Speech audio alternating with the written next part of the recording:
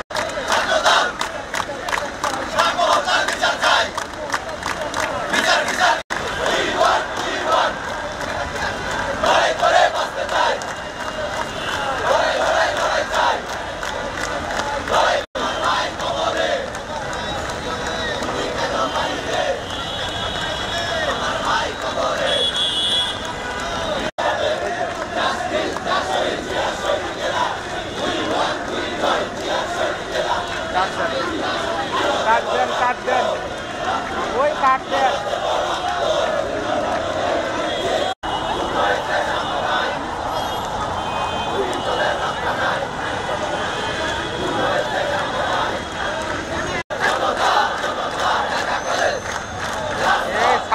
Bag আমার পিঠে পড়তেছে।